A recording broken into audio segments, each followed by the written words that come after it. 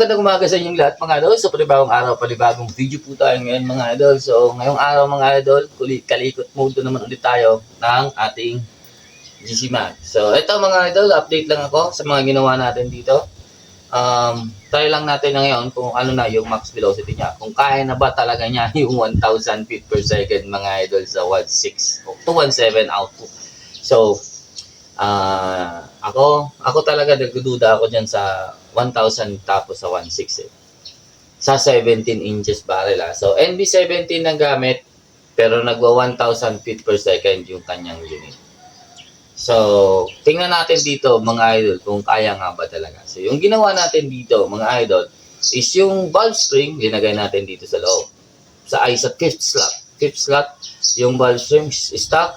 Yan, napakalambot na. Yung hammer spring, sagad. So, babawasan din yan. Pero yung, yung hammer spring natin, in between ng hammer spring, linagyan natin ng acetal. So, may metal kasi yan mga idol. Yung itong tumutulak doon sa ating hammer spring, bago mag-spring, linagyan ko doon ng manipis na acetal. Then, doon sa tumutulak naman dito sa hammer para pumalo, linagyan ko din siya ng acetal in between sa hammer spring. So, kasi palagay ko mga idol na pag iniikot natin ito, na hammer spring natin, sumasabay po yung ating spring, gumaganyan, kumukontra.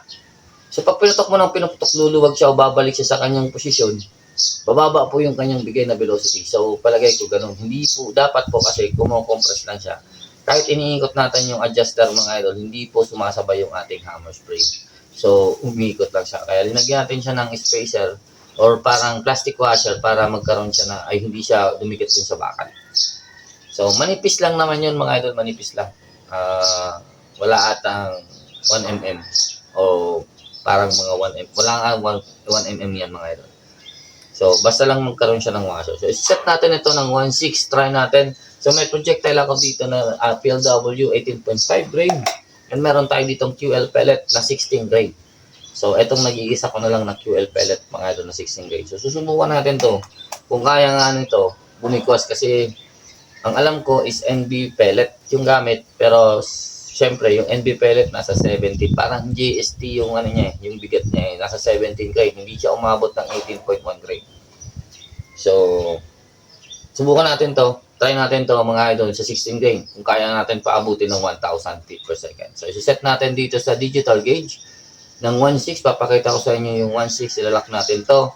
Then, try natin iputok dito sa chrono, mga idol, tingnan natin kung anong velocity sa 18.5 and sa 16 grain. So, para makita nyo rin, kasi ako duda talaga ako mga idol sa 1,000. So, kahit tingnan ko to mga idol na unit, parang mahihirapan talaga ako mag 1,000 sa mababang output kasi maliit po yung kanyang plenum. Yung plenum niya, dito lang mga idol.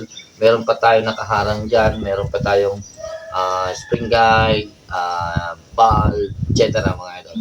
So, kahit dito, meron siyang space dito para yung airflow papasok agad dun sa kanyang valve or pagbuka mo, papasok agad at lalabas dito sa kanyang transfer port, mga idol. So, meron din tayo ditong maliit na plenum banda. Ang problema dito, mga idol, maliit po yung butas niya paakyat dito. So, yung recovery ng neto, medyo mababagalan. So, hindi natin yun makikita. Dito, makikita natin mabilis yung kanyang recovery dahil nandito po yung kanyang regulator mismo. Pero yung butas niya mga idol, punta dito sa taas. So, hindi po natin makikita agad yung kanyang recovery. So, kung speed shooting ka, so, na-experience ko kasi yan sa chrono, so, bilisan natin yung putok natin dito mga idol, hindi hahabol. Hindi ka makakahabol. Pero pag tinignan mo yung analog mo at pinutok mo, sasabihin mo, ang bilis niya ng putok niya, ang bilis ng recovery niya. Pero, yung nakapapansin ko, maliit kasi yung butas niya dito mga idol, parang 3 mm. So, hindi po yung basta-basta papasok dito lahat ng hangin. So, kailangan natin talaga mag-antay ng kahit ilang seconds para mag-fill niya ulit itong space ng angkop na PSI na gusto natin. So, kaya kung halimbawa 1.6 paputok ng 1,000, try natin ngayon kung kaya nga ba talaga. So, ayan. Anyways, yan ang binago ko lang dito. Stock yung valve spring, stock yung hammer spring. Pinay-smooth ko na din pala yung yung nag-swing dito. So, pinay-smooth ko na yan. Then yung kagat ng spring dun sa may parang spring guide niya, pinay-smooth ko na din. So, alog-alog na yon para wag talagang sumabit. Hindi naman alog, pero smooth na yun mga idol. Try natin to. Subukan natin mga idol. So, try natin battery. Lagyan na lang natin ito. Okay, may laman. So, again, kakarga tayo. So, ito pa pala. So, pilitan ko yung swing. So, yung o-ring. Ito yung original niya, makapal, 3mm.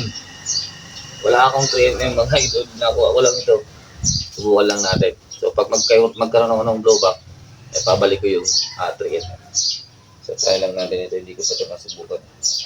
So, okay, yan ang una kong gagawin. So, karga muna natin.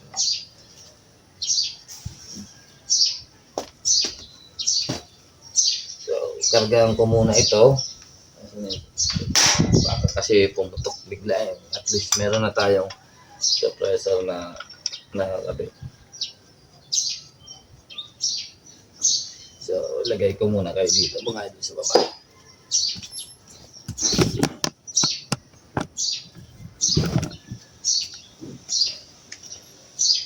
Okay. Natin yan. Ito muna ito.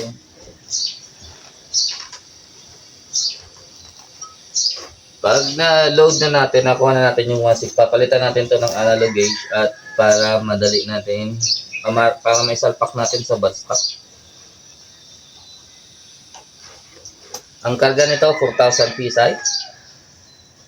Ito, bagong karga to eh. Gagabi.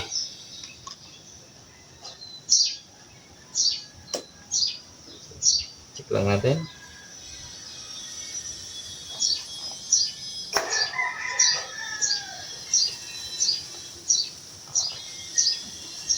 Wow.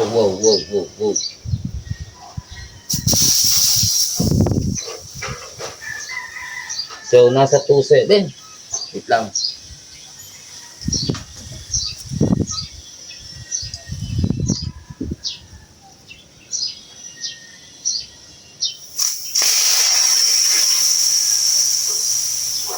So, nasa 2.7. Pasok natin ito. Dito lang muna natin yung naman.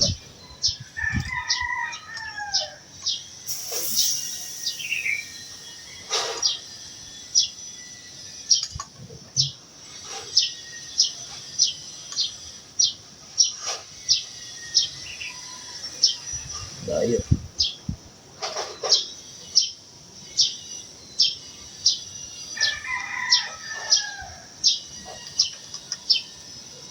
Ulit.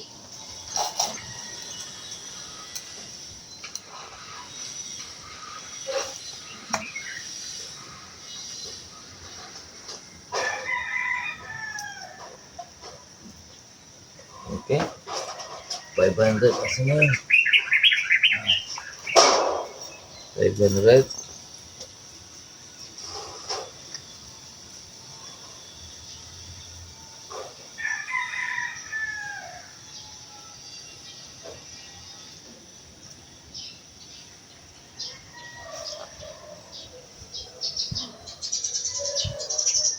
$600.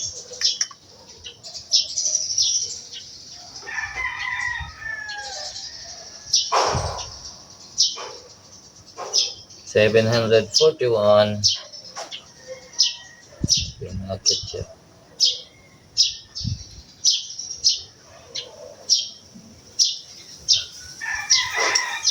Kailangan natin 1.6 eh.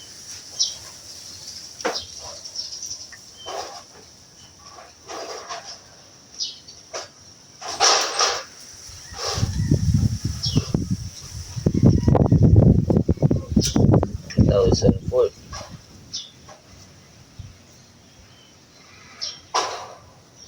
1,100.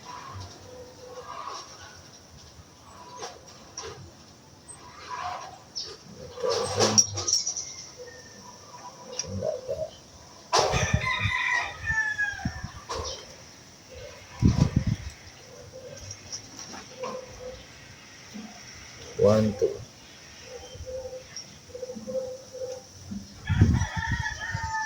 1.3.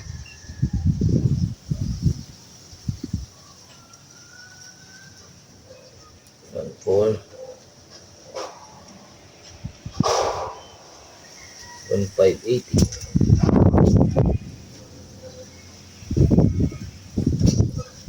160.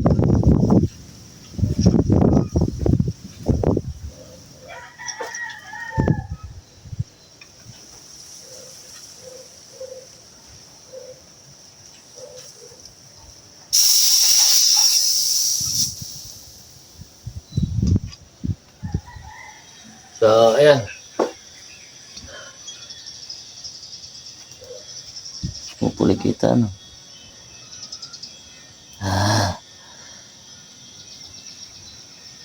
Paano ba yan?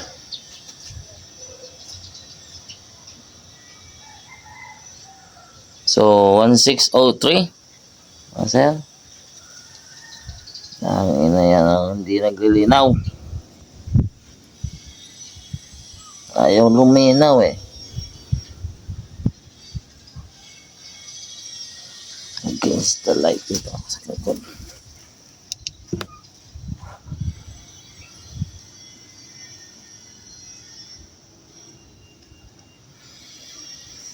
Hirap.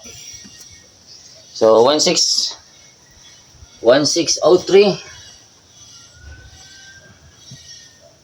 Dito natin ito. Bago natin alisin yan, lock muna natin ito.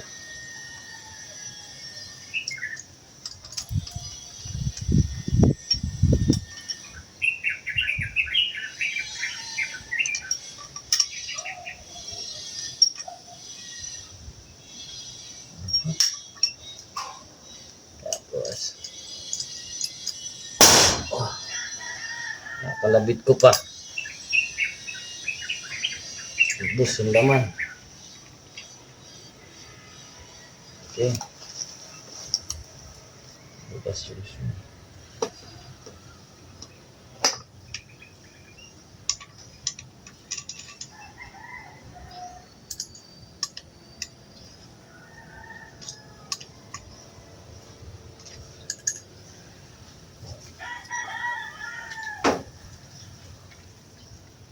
So, ikarga ko lang dito para matest natin to.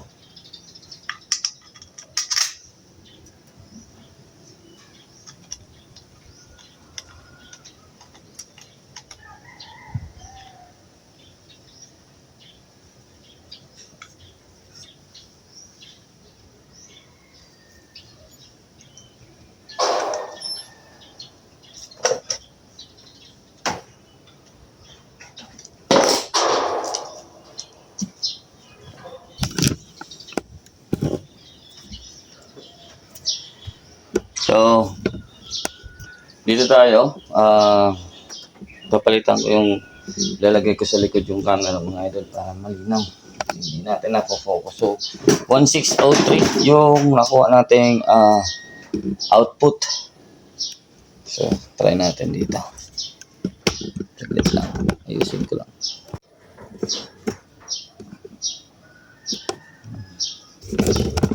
So, ayusin lang natin na dapat kita yun sa chrono. Masya. Ayusin ko din.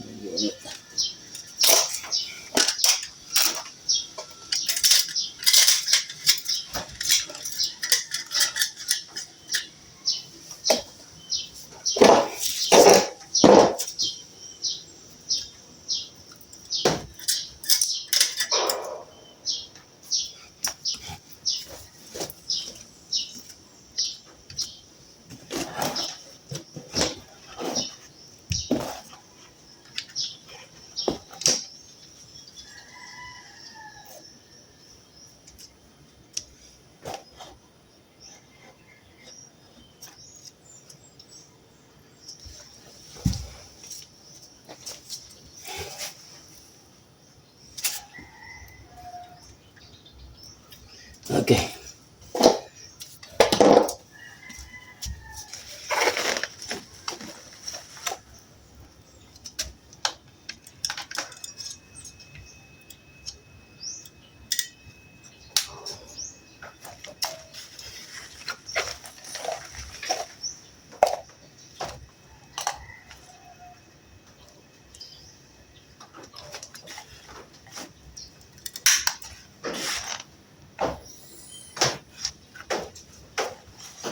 Okay.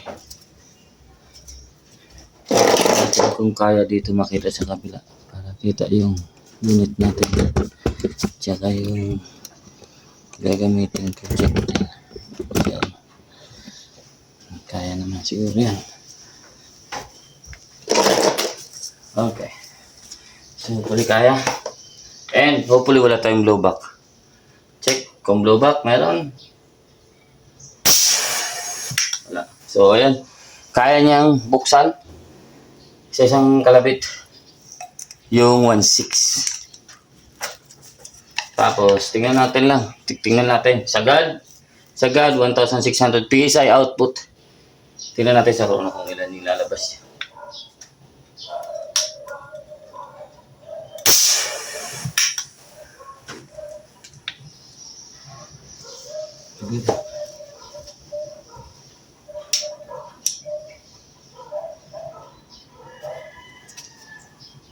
So, parang yung nakita ko mga idol is 190.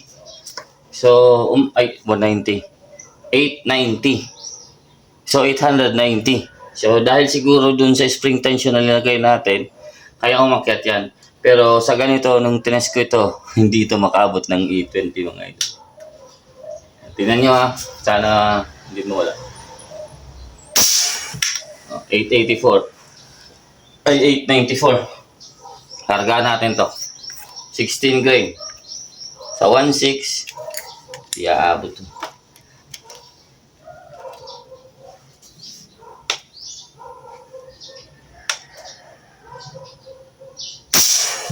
$938. So, hanggang dyan lang yan. So, umakyat, gumanda rin yung aking velocity. Gawa ng nataasan natin yung 840. Nagkaroon ako ng spring tension dun sa ating valve. So, kaso, ito, sa sagad na hammer spring, buka niya, no? Pero hindi pa rin umabot ng 1K, yung 18.5 grain na PLW. So, try natin, iakyat. So, 894. So, kailangan ko 976. So, akyat natin ito. Asan? Tapos, titingnan natin kung saan ako titigil na makuha natin yung ating velocity. So, siguro mag-shoutout na rin ako dito sa mga nanonood sa atin lahat ng mga videos. Habang kinakalikot ko ito.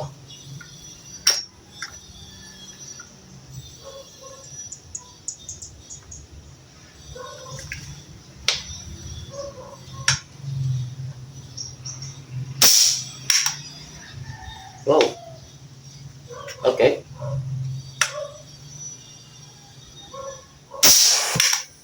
Okay. Tumaas ako. 956. Okay.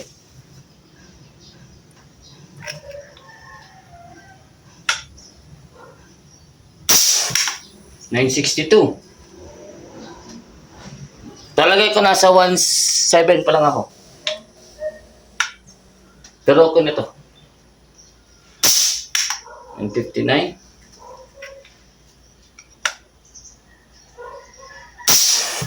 57.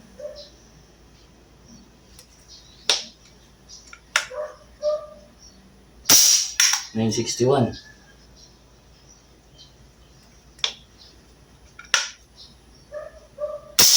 965. Okay. Parang may improvement tayo ngayon mga idol. 968. Or baka nasa 2,000 na ako. 972. Okay.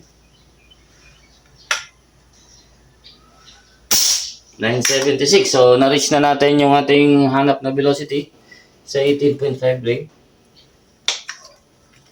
Sige. Isa pa. 985. Ayan. So, isa pa. 86. So, gamit natin 18.5 grain ha. Ayun. Ayos. Na-fix na ata natin ito. 83.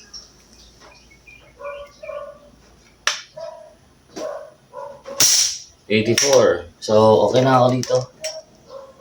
Ayun na umakyat.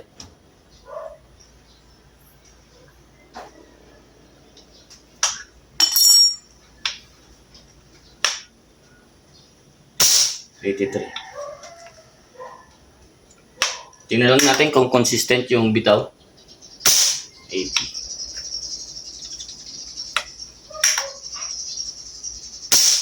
86. 82.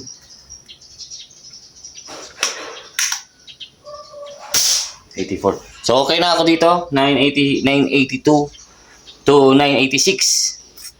So meron na tayong counting then hindi din nabubuka. Ang tanong, ilan kaya ang output ko, mga sir? So nalak na natin ba ito? Check. Sana naman hindi tayo umabot ng 2,000. Kasi galing akong 1,600. Kaunti lang yung movement ko. Pero feeling ko 2,000 ito, mga sir.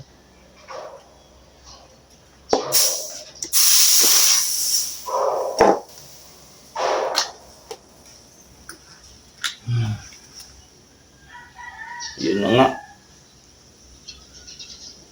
2,000 talaga. Ngayon mga idol. So, kita pa. Ano? So, akala ko pa naman kasi kaunti lang yung ginalaw ko nasa 1,700 ako.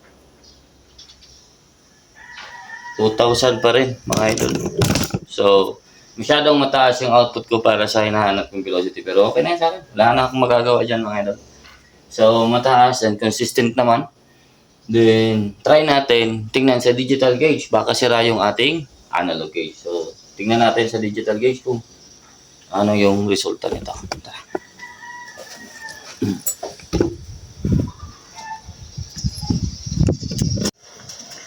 Ay, di pa na nag-record. So, ayun, check ulit natin yung ating output, mga idol. Kung ano yung naging result. At daldal ako ng daldal, hindi po nag-record. So, ayun. So, try natin kung saan tayo tumigil, mga idol, ng output. Kasi kanina nakita nyo, nasa 2,000. So, sinalpa ko yung digital gauge para mas makita natin accurate yung numbers. So, kung ilan sa 2,000 yun. Kasi syempre, pag nag-tune tayo or halimbawa, binaklas ko to. So, kailangan ko na lang siya ganito gawin. So, ayan. So, pinakamataas ko 2,146. So, ayan o. So, bumababa siya. May singaw ako anywhere dito. So, yung nakita ko pag open ko dito mga idol is 2,146 PSI. So, hindi po siya biro para sa velocity lang na yun mga idol. So anyways, okay na ako dun sa velocity. Hopefully, yung singaw dito lang sa may gauge. So hindi po siya dun sa, kasi hindi ko naman linak ito na gauge. So, hindi sa regulator, hindi sa loob. Kasi ayaw ko nang galawin yan. Pero anyways, pag nakuha ko kasi maganda sa digital gauge na ganito mga idol.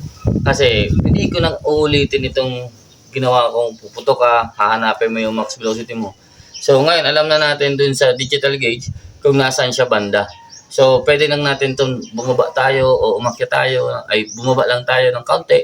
So retain na yun na 2,146 PSI max. So pwede akong bumaba doon, pwede akong umakyat, ay basta bumaba lang doon, wag lang alalagpas doon. So kasi goods na ako diyan.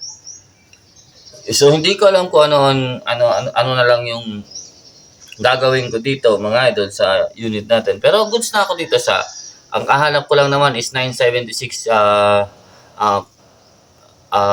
max velocity, pero nakuha natin siya sa 986. So hindi ko na dapat yung gagalawin, basta yung singaw niya hindi dapat yan. So anyways, maraming salamat po sa inyong panonood mga idol. Hindi ko lang alam mga idol talaga kung ano yung problema dito.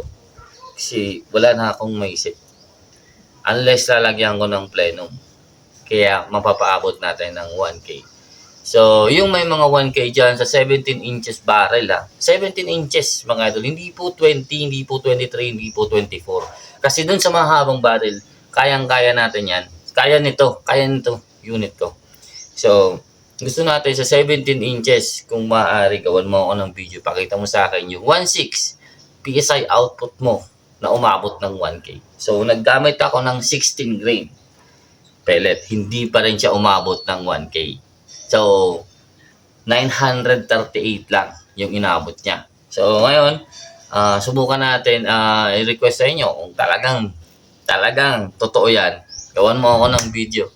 So, para alam natin kung anong problema dito mga idol sa unit ko. So, linagyan ko na din ng hammer tension yung aking yung hammer spring. Kaya nakuha ko siya sa mga 946 kasi ay 2146 kasi nakukuha ko yan sa 2175. So, bumaba yung PSI ko. So, tumaas yung velocity ko. So, meaning, it's either yung hammer spring ko dito is hindi na po siya ganun kaganda. So, kung nagpalit kayo ng hammer spring, pakibigay naman sa akin ng link kung ano yung ginamit nyo mga idol.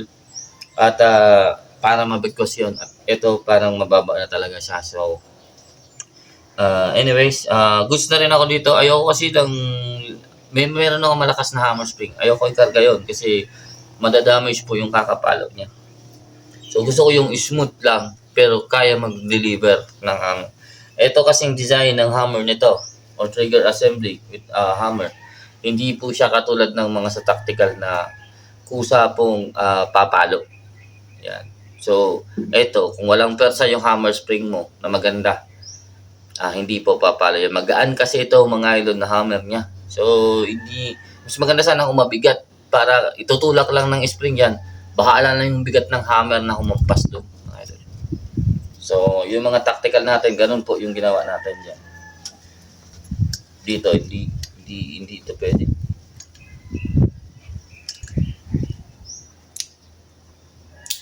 Ayan. So, isi-check ko lang ito ng leak test, mga idol. Then, load ko na. So, hopefully, yung leak nito, mga idol, is hindi po sa, anong tawag nito? Hindi dito. Kasi pag ito yung nag-leak, yung mahirap, babaklas na naman. So, kahit pala saan, babaklas. So anyways, maraming salamat mga idol. Hanggang dito lang. Take care. God bless.